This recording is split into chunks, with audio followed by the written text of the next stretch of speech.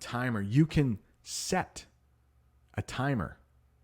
Another way to use that verb, you can set the timer. So no phrasal verb there, but if you set a timer, that means you take a thing that looks like that. You might turn the dial, and if you need to bake a cake, maybe, and it's going to take 40 minutes for that cake to bake, you might set the timer for 40 minutes so you don't forget about your cake that's in the oven. There's nothing worse than a burnt cake. I didn't realize, but maybe talking so much about food is going to make me want some food, like cake or ice cream. We will talk about ice cream later. Ice cream. Did I read this sentence here? Maybe you can practice your shadowing if you would like. So I will read this slowly, clearly, and then you can work on your pronunciation if you would like to. Repeat after me. You might set a timer so you don't burn the food you're cooking. I usually just use my phone. Hey Siri, set my timer for 40 minutes, please. Sometimes she says 40 minutes and counting. Sometimes she calls me Brent. But she just set a timer. Hey Siri, stop my timer. Hopefully, if you are watching this and your phone is near you, maybe I just set off your Siri. It's another way to use set off.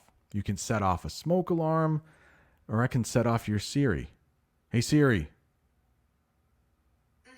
Oh, she did answer that time. Set out. Earlier we talked about set up. Set up.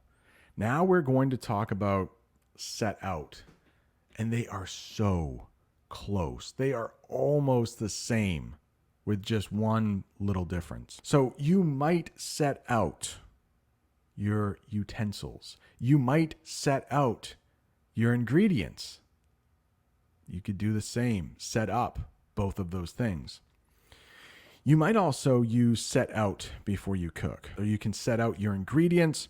You can set out your utensils. But let's talk about the major difference between the two phrasal verbs. If you set up something, or if you set something up, you are more careful than just setting out. If you look at that picture over there, there is a whisk, and there is I think that's a corkscrew. I don't know.